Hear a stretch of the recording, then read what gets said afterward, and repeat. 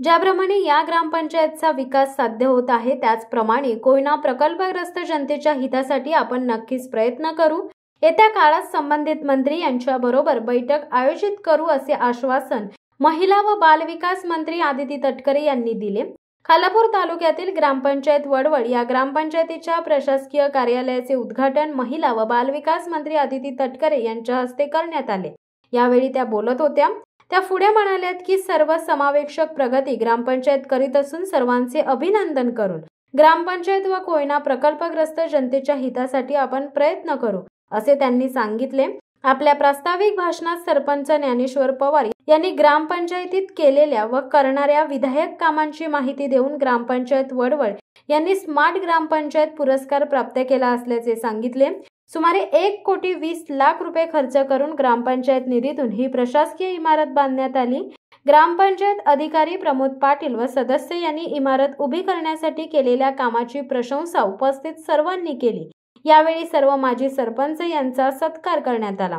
यावेळी सरपंच ज्ञानेश्वर पवार, उपसरपंच प्रमिला मरागजे, गटविकास अधिकारी संदीप कराड, विस्तार अधिकारी, ग्रामपंचायत अधिकारी प्रमोद पाटील, ग्रामपंचायत सदस्य यांच्यासह रायगड जिल्हा परिषद माजी उपाध्यक्ष सुधाकर घारे, माजी सभापती उमा मुंडे, कोयना प्रकल्पग्रस्त जनतेचे नेते व माजी सरपंच विष्णू सकपाळ, एमडी चाळके, अंकित साखरे, विष्णू सावंत, आनंद मरागजे, शुभम सकपाळ, माजी सरपंच जितू सकपाळ, माजी उपसभापती उत्सलम मोरे, माजी सरपंच विठ्ठल मोरे, अंकित साखरे, गुरुनाथ साटेलकर यांच्यासह पाचगाव वडवळ व परिसरातील नागरिक मोठ्या संख्येने उपस्थित होते। यावेळी सूत्रसंचालन जगदीश मरागजे यांनी केले।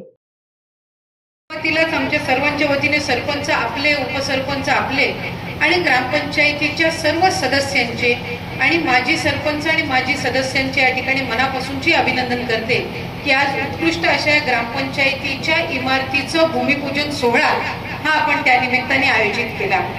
खरं तर कुठल्याही ग्रामपंचायतीसाठी किंवा कुठल्याही गावासाठी गावातलं मंदिर, गावातलं सामाजिक सभागृह आणि त्याच्यानंतर तिसरी जी काही महत्त्वाची इमारत ही गावामध्ये असते ती निश्चितपणाने ग्रामपंचायतीच्या इमारतीची असते।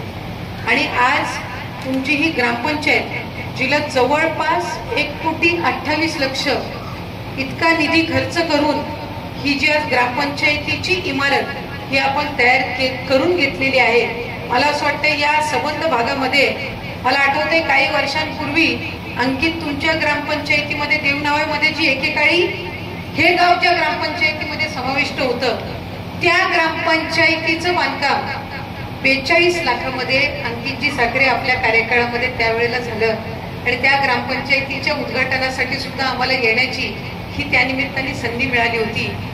72 साली ज्या गावाचा समावेश हा त्या ग्रामपंचायतीमध्ये होता, आज तुम्ही जितक्या रकमेची ग्रामपंचायतीची इमारत बांधली त्याच्या दुप्पटी तिपटीने आज या गावाची ग्रामपंचायतीची इमारत ही त्या ठिकाणी तयार झालेली आहे। त्यामुळे निश्चितपणाने संबंध ग्रामस्थांसाठी, सर्व लोकप्रतिनिधींसाठी आजचा हा दिवस हा अतिशय आनंदाचा आणि अतिशय अभिमानाचा आहे। या निमित्ताने ज्यांनी गावासाठी योगदान दिलं त्या सगळ्यांचा सन्मान करण्याची सुद्धा संधी ही तुम्हाला सगळ्यांनाच या निमित्ताने मिळाली। खरं तर पुनर्वसित गाव आहे आणि आज या कार्यक्रमाच्या निमित्ताने आवर्जून मी कोयनाचे जे समाजरत्न कैलासवासी मुसळे साहेब यांच्या विनम्र स्मृती सुद्धा अभिवादन त्या निमित्ताने करीन। कारण एखादं पुनर्वसित गाव ज्या वेळेला निर्मित होत असतं, ज्याचा उल्लेख मगाशी करण्यात आला, अनेक संघर्षांना आपल्याला सामोरं जावं लागत असतं।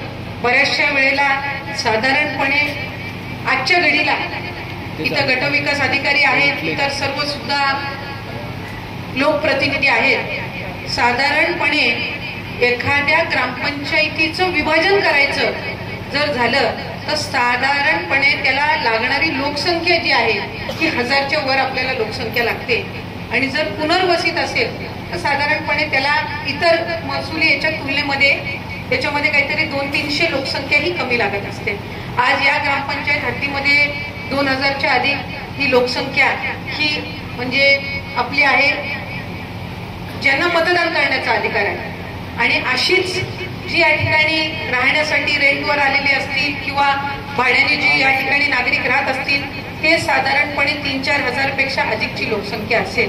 पण मला आज निश्चितपणाने ग्रामपंचायतीचं सुद्धा या निमित्ताने कौतुक करावंसं वाटतं आणि आवर्जून एक उल्लेख करावासा वाटतो की आज ग्रामपंचायतीचं जे उत्पन्न आहे ते 3 कोटीपेक्षा अधिकचं उत्पन्न आहे आणि म्हणून त्यांनी त्या निधीतून आज जवळपास 1.25 कोटीची ग्रामपंचायतीची ते इमारत या ठिकाणी उभारू शकलेले आहेत. म्हणजे एखादा पुनर्वसित गाव आणि त्याची ग्रामपंचायत आणि त्याचं उत्पन्न 3 कोटीपेक्षा अधिक असणं.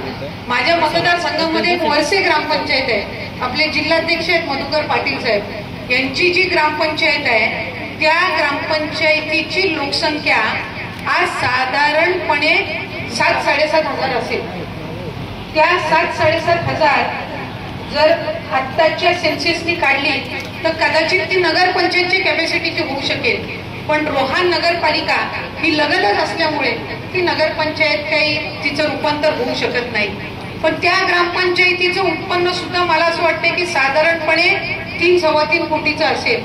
म्हणजे ती 7,000च्या साधारणपणे लोकसंख्या असणारी तिचं उत्पन्न 3-3.5 कोटी आहे आणि आपल्या इथली जी लोकसंख्या आहे ती 2-2.5 हजार आहे आणि त्याचं उत्पन्न आज 3 कोटीच्या अधिकचं आहे. त्याच्यामुळे खऱ्या अर्थानं गावाला जरी पुनर्वसित असलं तरी आज जी ग्रामपंचायतीची आर्थिक परिस्थिती आहे ही निश्चितपणाने त्या ठिकाणी चांगली आहे आणि याच्यातून अधिकाधिक पुढच्या कालावधीमध्ये आपल्याला शासनाच्या विविध योजनांचा त्याच्यामध्ये सहभाग घेऊन आपल्याला चांगल्या पद्धतीनं काम करता येणार आहे.